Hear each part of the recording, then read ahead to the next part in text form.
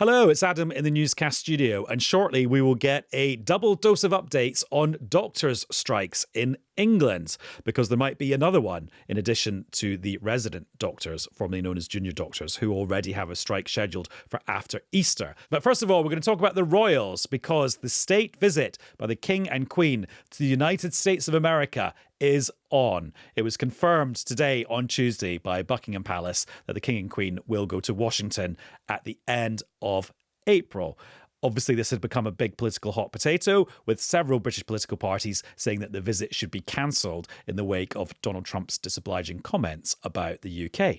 Comments which have continued today as well. And we've got two people who can tie this all together for us. Joining me here in the Newscast studio is my podcasting sister from the Global Story, Asma Khalid. Hello, Asma. Good to be with you. What brings you across the Atlantic? Yes. My co-host is normally based in London, and after a while of talking to people across Zoom screens, you're just like, no, I need to actually work in real life with them. But we've also got CastFest coming up at the end of the month. Yes, so, 25th of April. Very exciting. People will be able to come and see us making our podcasts in front of their very eyes. Yeah. But good to do a little preview now. And also joining us is Sean Coughlan, who is the BBC's royal correspondent. Hello, Sean. Hello. Right, let's do a little bit of a timeline. So I suppose the first thing that happened, Asma, was a Trump post on Truth Social, which even by his standards was kind of quite divisive and bombastic. It's funny you say that, Adam. I used to cover the White House, and so I feel like my threshold of what you might consider to be bombastic, it's an evolved perspective, I will say. So yes, he posted on Truth Social, and he essentially said that countries, he singled out the UK, like the UK, who cannot get jet fuel because of the situation going on with the Strait of Hormuz and the war in Iran, should, in his words, and I'm going to quote here, say, build up some delayed courage, go to the Strait, and just take it.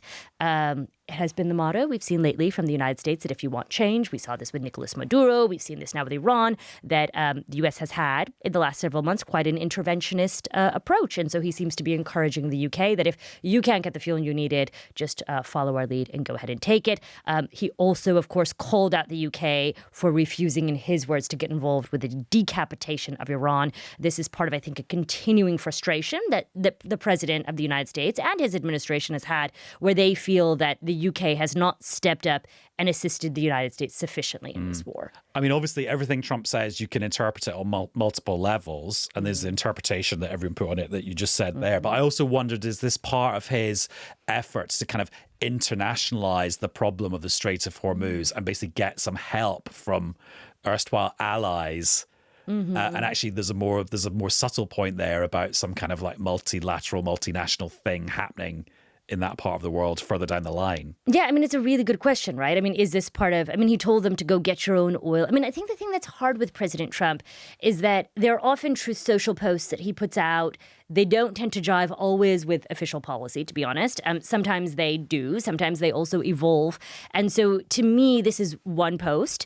It falls into a line and a continuation of a pattern that we have seen from the president, which is he has been very frustrated with the United Kingdom writ large in its approach. He's been very frustrated with Keir Starmer in particular. He said so, right? Saying very publicly at the White House just a few weeks ago, saying he's no Winston Churchill. He feels that the UK has not stepped up in assisting the United States. As a whole, look, I think a lot of this has been heightened because of the Iran war, but we've heard from the Trump administration going back many, many months that they don't feel like Europe as a whole has stepped up in their view to pay their fair share when it comes to the Ukraine war and NATO's defense. This has been a constant refrain, and I would say in many ways I see this as just the latest message we're hearing from the president in that vein. And Sean, just a little while after that post from Donald Trump on Truth Social, we didn't get a post from Buckingham Palace, but we got a statement from Buckingham Palace about the state visit, confirming finally that it's going ahead.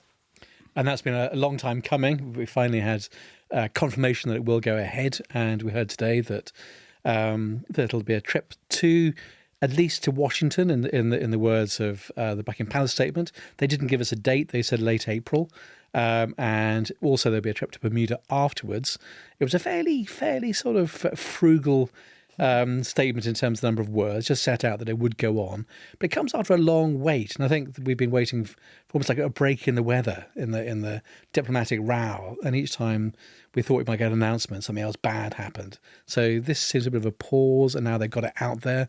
No doubt there will be debate about whether this is the right thing to go or not, But at least now we know it is going ahead. And also we might now look back and think that it was always really going to go ahead. These dates have been talked about for months and months. Before Christmas, it had been in the mix that he'd be going around this time of year. And if we wanted to know exactly when, President Trump was there on hand to let us know. And while the palace was reticent about saying when exactly it would be there, President Trump was able to tell us on Truth Social that it was the 27th to the 30th of April. So he did the job for us. It's like he's managed to play both good cop and bad cop in the same person. So, and also he said there'll be a state. Well, we knew there was going to be a state banquet, but he said what day the state banquet will be in the White House will be as well. That's right. I mean, no, also there'll be that King Charles will address Congress, and that will again will be an interesting political moment. What speech? What will he touch on? What will he carefully avoid? Which buttons will he press, and which ones will he keep hidden away? On the Buckingham Palace statement, it opens with a phrase like, "Oh, on the advice of His Majesty's government, this state visit is going to happen." Is that how those statements are always phrased? Or is this particular one like, "Oh, it wasn't our choice"? I think you could call this a sort of distancing technique, where you frame it very carefully by saying someone else has asked us to go and we're going there on behalf of the country, on behalf of the government. And I think they've always said that. I think that's always been their sort of quietly held position, that state visits are carried out on behalf of the government. Where they go to, how long they spend there, all the rest of it is effectively decided by the government. And in this case, they've made that really, really clear. And so if anyone wants to shout, don't shout at them. They're saying, we're going because we have to. It's our job to build bridges. And if there are diplomatic bruises from previous encounters, we're here to soothe them, make sure everyone's nice to each other. So they're going in as the sort of the friendly cops. And I suppose, Asma, people have in their mind a sort of stereotypical Donald Trump event where he's just firing off on all cylinders about all subjects and it doesn't matter who he's with. He's happy to embarrass whoever if it suits his purposes. But actually, when it comes to the British royals, he does tend to be a little bit more respectful than if it was a British prime minister sat there. Yeah, I mean, he's had deep admiration, I would say, for the British royal family for years. In fact, I was talking some time ago to a former Trump administration advisor who said to me that, there are few people who Trump sees as a real peer. And I think they said it was Xi Jinping, perhaps maybe Putin, and also the British royal family. The Queen was in that list of people he really sees as a peer, deeply respects. He has referred to the King as a man he deeply respects, used similar language as well for the late Queen, referring to her as a wise woman. This is something that you've seen from the president over the last several years. I will say he's had a deep admiration for the British royal family. He also loves the pomp and circumstance, right? I mean, he loves the sort of what would you say? The royalty of it all. The he loved being the pageantry of it all. Yeah. Coming here and being feted in that way. It's two families that love buildings with gold in them. you said that, but yes.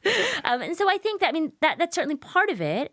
But I will also say, to me, what I think is really interesting from a diplomatic perspective is you're in this moment where the UK and US, let's say, special relationship isn't really going that well, right? I mean, there have been clear cracks in the political relationship between Donald Trump and Keir Starmer. But you all have, and you are in the unique position of having what I would describe as like a chief diplomat who can go and smooth this relationship over. I mean, we in the U.S. do not have someone who can do that, who can try to be above the politics of the moment and say, no, this relationship is historic, it's important for our nations, and this is why. And I'm just really intrigued in the role that the royal family can play because, politics come and go. Republican and Democratic Party leadership will come and go, but there's this continuity that in many ways can provide, I think, the role of a diplomat, and there's really nothing on par with it. Look, I'm not saying we want the royals back in the U.S., but I think it's a really unique diplomatic role. A good 250-year experiment without them. Sean, okay, the palace is quite inscrutable on these things, but if you had to brainstorm how they would be walking this diplomatic tightrope when the king and queen get there, what are some things that they might be thinking about? Well, I think they might think that last September went really well when Trump came to Windsor. And Trump was clearly very starry-eyed about the whole thing and was wowed by the spectacle. And exactly that. He seems to almost be able to see separately between the political argument with Keir Starmer and the sort of other relationship with the king. It's like a special relationship. He feels like his own little track, and he talks very fondly of him, and he sees him as being someone sort of special in his life. I suppose they want to play on that. That's where you want to leverage. You want to recognise that Trump seems to sort of stand a few inches taller beside them. He loves the reflected glory. He likes the fact that it's, in a way, the American is now sort of, in its own way, borrowing some of the language for these events. He's talked about a state banquet, state dinner. There's a sort of strange borrowing from the event he experienced. And I think you want to lean into that a bit. And I think also probably lean away from the complicated words like Epstein and also the Iran war, which could still be, we don't know what state it's going to be in. It's not that far off. But can I jump on that? Because I thought it was really interesting that we saw the Democratic congressman from California, Ro Khanna, who's been very vocal as it relates to these Epstein files, write a letter. I mean, the BBC's reporting this, encouraging the king to perhaps meet with some of these Epstein victims when he's in the United States. You think that's totally unlikely? I think it's very unlikely, but it's, we don't know. But I'd say it'd be extremely unlikely. Okay. There's a legal process going on. It's not, I just don't think that's something that's going to happen. Also, state visits are incredibly tightly timetabled. That they are trains that run on a ferocious timetable and people move quickly through these various events. This will have been set out on some sort of microscopic grid, second by second, what time people come through doors, what time they put down their knife and fork, what time they laugh at the first joke. It'll all be timed. Everything will be sorted out in advance. And even though Trump has capacity to defy the expected, I think this will be a very tightly controlled thing. There won't be sudden moments where he could go off and meet people. There will not be a joint regal presidential press conference, for example. I think I'd love to see that. Oh, that'd be amazing. I think we would love it. And they're like sweating at the prospect of what wonderful thoughts he might have about what thing they is, could though, do that together. Buckingham Palace has a lot of experience of sending out subtle signals that make a point, don't they? So if Buckingham Palace feels they need to make a point about, I don't know, Trump's threats to Canada or the Trump's threats to transatlantic cooperation, a way will be found to signal that. We'll be left in no doubt, even though it will be done in a sort of deniable sort of way. It might be some subtle symbol, and people often say there's nothing accidental in the royal world. It might be people look at the colour of ties and they look at the colour of flowers or a certain sort of hint or whatever. But sometimes it can be quite brutal in terms of, there's a famous story about when Ceausescu, the former dictator of Romania, came to Buckingham Palace, that the Queen has to meet everyone. The Queen at the time was on the throne, but when he came along, she hid behind a bush so she didn't have to see him. And I think there are you have to. There's so far you go to be polite, and then you draw a line somewhere. So I think, King Charles has been at this game a very, very long time. He went to the White House when Nixon was president, when he was a young man, and and Nixon. There was all talk about the then Prince Charles. Becoming friends with Nixon's daughter was the talk. So that shows how long ago this all is. He's seen them all come and go. He's seen every single president since then. So he knows what the game is. He knows not what to say. He knows he's not going to wander carelessly into any of these sort of minefields. And speeches he'll deliver will have been written carefully with the Foreign Office, who will scrutinise every word. And so if there are any buttons being pushed, it will have been agreed. That's what we're going to do. And it might be. In Canada, it was slightly different because he was there as King of Canada and sent quite a strong message on behalf of the Canadian people and rejecting the aggression of the United States. In the United States, he's there as a guest on behalf of the Foreign Office. It'll be a very controlled, very careful, very warmly calibrated speech to try and show all the things we have in common, how much we all love each other, and all hold hands and smile, I think. And Asma, welcome to being a journalist in Britain trying to decode what the royal family mean. Because as soon as I saw the statement saying the king and queen are going to go to the US and then the king will go to Bermuda, I thought, well, one part of my brain was logistics, like, well, same part of the hemisphere, makes sense, two for the price of one on the trip. The other part of me was, they can also say they're not going specifically just to visit the US. They're also visiting another part of the Commonwealth. And then maybe both those things are true at the same time. But that's right. Things can be true at the same time, which is ambiguity. Is a difficult thing for news, but can be the case. And I think I wouldn't overread much into that. And I think that it's logistics. it's part of that. But also, I think King Jet Charles fuel probably price is high. He has a bit of a list of places he'd like to get to, and he's there. And effectively within the space of a week, he can get to big visits. And I suspect the Bermuda one will be more relaxing than the one in Washington, with all the potential pitfalls. But these things are quite dramatic, and they are quite exciting to watch, and it allows everyone to have their views on the relationship aired, and it'll be a whole. It'll be a whole mixture of soap opera and high politics. Well, I'll be back in Washington. And drama and I'm very parades, and it's the circus, but with politics and with. It's a bit of excitement for us in Washington. And in terms of the politics in the UK, Ed Davey, the Lib Dem leader, was straight out of the traps criticising this visit, as he's criticised it as an idea, and the Greens have criticised it as well. But then I suppose that argument has been settled now. It's going ahead. And also public opinion seems to be divided, perhaps leaning more to cancelling the visit. I saw a YouGov poll fairly recently with more against the visit than being for it. But I think people, at the same time, it's going to happen now, isn't it? And these arguments will carry on. What does it say about us having to go? And if we didn't go, would it be a bigger call than letting it happen? I think that's ultimately, once it's been set down the tracks, it's a very hard thing to stop. Now, Asma, at the weekend, I was having a conversation about what we're calling the 250th anniversary of American independence, because that's one of the reasons this state visit is happening. I find that so strange, though, by the way, that the state visit includes the British royals coming. Yeah, but what I was getting at was, what's it called? And then I've just reminded myself, it's the semi-quincentennial. Semi-quincentennial. Yeah, I can never Semi-quincentennial.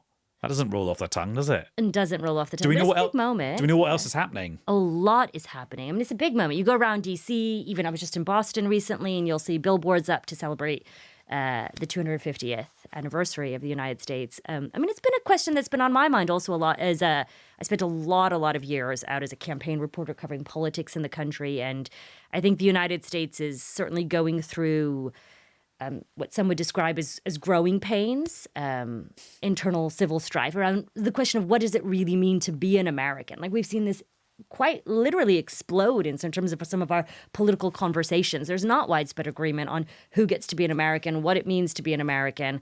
And so I'm really curious as to sort of who and how we celebrate even the idea of America at 250. We've heard that there's going to be a big celebration on the National Mall. I don't know if you've been to Washington, D.C., but the National Mall is this big sort of grass green area in front of the Capitol and the Washington Monument. And there's supposed to be kind of a state fair festival. State fairs, we love state fairs, but there's also like fried food. Corn dogs. Yeah, exactly. So they're going to have fair stalls celebrating 50 states, which I think is really exciting. I mean, there's a lot to celebrate, I think, in this moment, but it's also happening, I think, at a moment of really deep turmoil and political unrest and unease around some of these big questions around American identity. I sort of laughed a bit when you talked about America having growing pains after 250 years, but I'm then reminded about our other podcasting cousin, Justin Webb, on Americast, often makes the point that you've got to remember America's a young country. Yeah. Talking of young podcasts, The Global Story, because have you celebrated a year of the new Global Story yet? I haven't even been at the BBC for a year. So it's still a young podcast. What is your latest episode? Would you like to do a little plug? Oh, thank you for that. Yeah, we have an episode. We just were recording an episode with my colleague who's normally I work with face-to-face in Washington, D.C., and that's Daniel Bush. He's a new colleague there covering Washington White House politics. He, over the years, has interviewed scores of people who know J.D. Vance. He's met J.D. Vance, the vice president, and there are now reports that he is involved in some of the talks possibly to end this war in Iran. And so it's a look at how J.D. Vance sees the world and what it means that this guy who really has had historically opposition to foreign interventions and foreign wars is now, trying to pick up the MAGA mantle. And a key part of the MAGA movement has been America First, opposition to foreign wars. So that'll be our episode, hopefully for tomorrow. I'll be listening. Asma, thank you very much. Thank you. My pleasure. And Sean, thanks to you too. Thank you very much. Now, in other news, Keir Starmer has issued effectively an ultimatum to resident doctors, formerly known as junior doctors, and more specifically their trade union, the British Medical Association, the BMA, to call off some strike action planned for next week in their ongoing dispute about pay.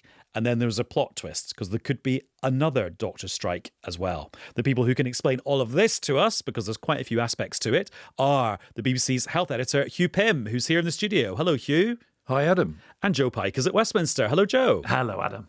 Westminster, is it got a sort of holiday feel because it is Easter recess, or does the news keep coming? The news keeps coming, but there aren't many MPs in the canteens and corridors of Parliament. A very good assessment of the situation. Right, let's talk about... So there's there's one definite strike happening, and that is with resident doctors who used to be junior doctors. And then there's a strike that may happen later on with a different category of doctor. So let's talk about the first one first, because we kind of know more about that. Hugh, just sketch out what this dispute is about. Thanks, Adam. Well, of course, resident doctors were known as junior doctors, just to confuse everything. But it's the same old dispute that's been rumbling on since March 2023, 3 years now, in England. And it's essentially been about pay.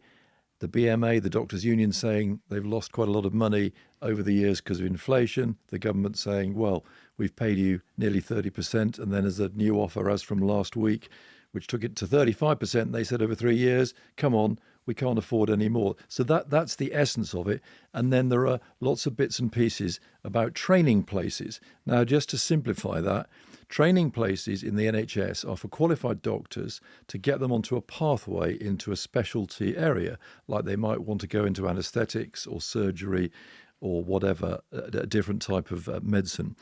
But last year, there were 30,000 applicants for just 10,000 places. So we heard from the BMA that some doctors were facing unemployment, which seems absurd given all the money that's gone into their training.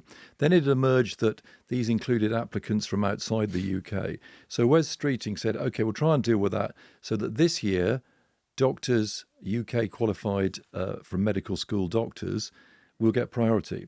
And that was quite a big move. And he also said we'll create 4,000 more places. 1,000 of them were due to take effect from the beginning of the new financial year, i.e. the beginning of April, very shortly. And all wrapped up in an offer, went to the BMA last week with other bits and pieces. They've rejected it. And Sir Keir Starmer, the Prime Minister, has now said, OK, if you go ahead with your strike, if by tomorrow, Thursday evening, you haven't called it off, you can forget the 1,000 new places which would have started being implemented from Monday. So, Joe, is this the Prime Minister kind of throwing down the gauntlet? And he did this in the form of an article in the Times on Tuesday morning. It absolutely is. And it's not a completely new technique from Number 10 in the Department for Health. He did something similar just before Christmas, calling proposed strikes then dangerous. And actually what he is saying is not that much different from what was said last week by both the Health Secretary, Wes Streeting, and the boss of NHS England. Of course, the advantage is Keir Starmer has a sizable megaphone. More people notice, including us. And he is trying, I'm told, to get the message across, partly to junior doctors, resident doctors who haven't been given a say on this deal, government sources argue, but also to explain to patients or what the government's thinking is, especially as if their care is likely to be affected. They argue it's fair that patients understand why. But Hugh, just on the technicalities of what the Prime Minister is saying. So he is saying he's going to pull the plug on 1,000 training places that was sort of going to go into the pipeline in a couple of weeks' time if something doesn't happen in the next 24 hours. That's broadly it, although Downing Street were getting on to me, and I'm sure other health journalists say, it's not a threat. It's not a threat. It sounded quite threatening when you exactly. read it. It sounded like it. So what they're saying technically is these 1,000 new places were going to start coming on stream from essentially next week. But if there's a strike next week, then it makes it much more difficult to start implementing that, they say. And if there are threats of further strikes, why should they start implementing this at all? So it's a sort of, look, it's a technocratic thing, we're not going to do it, with, quite a loaded message. Sorry, folks, if you don't accept the deal, here are 1,000 places, not going to happen. And the BMA's response is, hang on a minute, we need more doctors in the NHS. The NHS is under a lot of pressure. So creating these new posts should not be associated with a row over pay. It's the government who's put the two together. Yeah, they're saying it shouldn't be a carrot and stick negotiation. It should just be part of life in the NHS. Exactly. And also just on the government's point about the BMA not putting this deal to their members, what's gone on there? Why is it not gone out to all the resident doctors doctors for them to have a say? Why is it just the negotiators? Well, that's a very interesting point. Dr. Jack Fletcher is the BMA representative, leader of the Resident Doctors Committee, who's been negotiating with the government. Now, there's a supposition that he said, OK, this deal, I'll go back and check whether people like it or not. But that meant the Resident Doctors Committee. Now, there are something like 50 or 60 people on that, and it got a resounding thumbs down. So the BMA's argument is, well, that's 50 or 60 resident doctors elected to be on that committee. If they say no, it's no. What's the point of going out to the wider membership? Of course, the government would say is the wider membership might well say, hey, not a bad offer. And just in terms of the time frame, so we're recording on Tuesday afternoon at 4:15. When does this 48-hour deadline, even though it's not a threat, elapse? When does this need to be resolved? Well, it wasn't made clear when on Thursday, so I think we take it to mean close of play on Thursday. But if the BMA pick up the phone at 11:30 at night, I don't think Downing Street are going to go ahead with the whatever they were planning to do next week. It's been left a bit vague. I think talking to people this morning, it seems highly unlikely that the BMA is suddenly going to come back and say, OK, let's talk. Of course, Wes Streeting's position, the health secretary, has always been my door's open. He's always said, come to me anytime. The previous government, previous health secretaries have said, once you've got a strike, we ain't going to talk to you. Wes Streeting has always said, look, we can get back together. It's very annoying, this strike, but we can sort of sit down around a table in future. And Joe, where does this dispute, this long-running dispute, kind of fit in the political context around the health service in England at the moment? Because I'm aware you and I haven't talked about health on an episode of Newscast for a little while now, and normally when we do, it's a story like this. Absolutely. I think what's important is that at the time of the next election, the UK government want to be able to argue that they have improved the NHS and brought down waiting lists. Wes Streeting, if he were to be possibly a leadership contender over the next few years, he also wants to be able to point to things getting better, and clearly strikes will not help with that.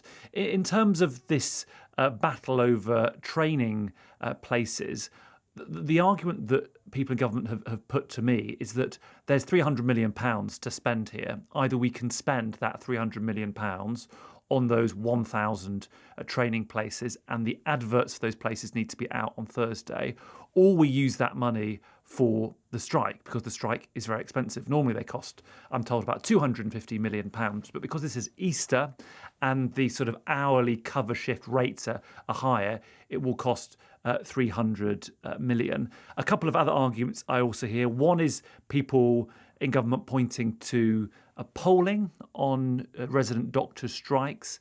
Some suggestions that public appetite for these is waning and support is waning. But also we saw in that in some of the BMA statements reference to geopolitical uncertainty, the war in Iran, what that could mean for interest rates and the cost that junior doctors, resident doctors, and all of us could be facing. And the way that government officials are responding to that is by saying, take the win while you can.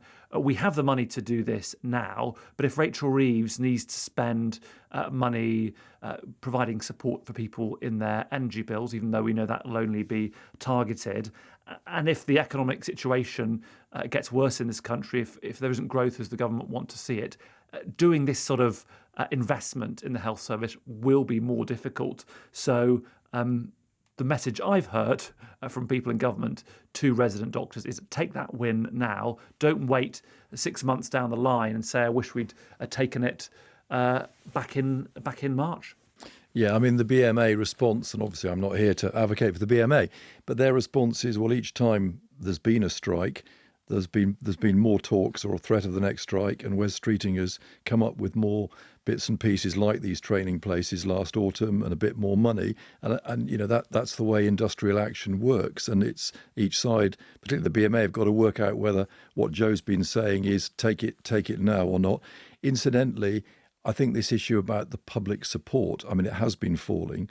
I mean, that doesn't seem to have affected the BMA's view of what they're trying to do, which is to get more money for their members to compensate for inflation. In terms of the cost of strikes, I think we need to probe into it a bit. Yes, it costs the trusts more to bring in consultants and pay them overtime for being at the front door of A&E and doing overnights and that sort of thing. There is this slightly perverse, interesting outcome, which is that A&E works a lot better during strikes or in some hospitals, because you've got consultants experienced enough to say, look, you're not ill, you can go somewhere else or whatever. So there are lots of bits and pieces to it, but yeah, certainly it comes at some sort of cost. And Hugh, this is a very useful question from a newscaster called Chris in York, not Chris Mason in Yorkshire, where I think he might be this week. And Chris says, I feel I'm missing a key piece of context. The union says that doctors' real pay has fallen since 2008. How does resident doctors' pay compare to the rest of the public sector and to pay in general? Chris, you've asked a very broad question, but let's give you a chance to do a spreadsheet with words. Well, let's give a partial answer to Chris. Let's look at how much it's fallen in real terms or not. So the thing is, the BMA use this RPI version of inflation, which I'm sure all newscasters will know is a very broad measure. It's not seen as statistically particularly rigorous for most things, but it's used by some parts of government. So they're saying even after pay rises in recent years, they're still 20% down on 2008 in real terms on the RPI. Various people, including Nuffield Trust and other think tanks, have said, well, actually, if you look at CPI, the more accepted version of inflation, which tends to come up with a smaller figure, then the pay is only down about 6 or 7%. Looking at nurses, but since 2010, down 10.7% on one calculation on the CPI, and all workers in the public sector down about 6.9%.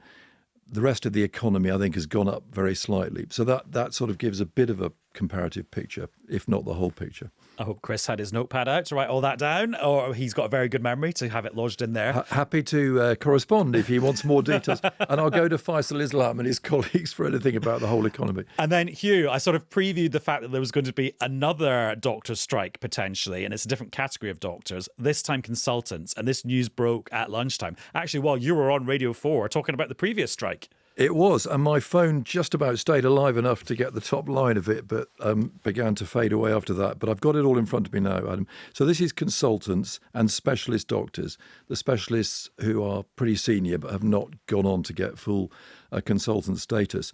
So their pay dispute has been rumbling under the radar a little bit. We've focused on the resident doctors, but consultants have been just as fed up about their pay being eroded by inflation. Now, they're very well paid compared to most others in the economy. But, if your pay's really fallen in real terms, you're not going to be very happy about it.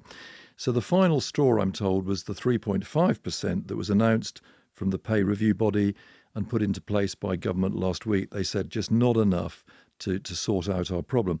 So they're going to have a ballot between the 11th of May in England until the 6th of July to see whether they want to take industrial action. They may say no. They did take action over pay a couple of years ago, and it's very possible they will bring their actions together with the resident doctors, but they would still make sure emergency services would be covered. But we don't know whether more than half and the 50% turnout level can be reached for the consultants. And so when will we know? I think if it's the 6th of July, normally we know that night. Right. So it's coming up to that sort of time at Westminster of quite sort of febrile end-of-term stuff. So if they announce a strike, then 2 weeks' notice. Lots of ifs here, could be around about 21st of July. And I mean, my knowledge of doctors' strikes is not as good as yours. What's the history of consultants going out on the picket line? Well, they did strike for a couple of days. I mean, this has been going on since March 23, in late 23. But they didn't all walk out of all care. So the residents were out and the consultants said, look, we'll do emergency care. Yeah. But a whole shed load of planned treatment was cancelled. Now, the NHS has got a lot better on strike days at carrying out planned operations and procedures. 95% they're getting to. If there was a joint strike or they sort of rumbled on, moved on with one week, one the next, it could be that rather more operations are cancelled, and that hits government waiting list reduction plans. Right, we shall see on that second potential strike. Joe, we are now firmly in the election period for the elections in Scotland, Wales and in local authorities in England. I mean, we've just been talking about an industrial dispute in England. What have the other political parties been saying about this? Well, of course, the SNP and Plaid haven't said anything because health is devolved. Nigel Farage has said that Keir Starmer's taken a strong position. It is the right position, he says. Kemi Badenoch of the Conservatives has called on Keir Starmer to ban doctor strikes and not use training places as, quote, a bargaining chip. Meanwhile, I've not found anything yet from the Lib Dems or Greens on this. Most of the press releases and comments I've got from them today are their opposition to the King's state visit to the US. Which takes us back to the start of this episode of Newscast. But that's pretty much it for this episode now. Hugh, thank you very much. Thank you, Adam. Joe, thank you very much. Cheers, Adam.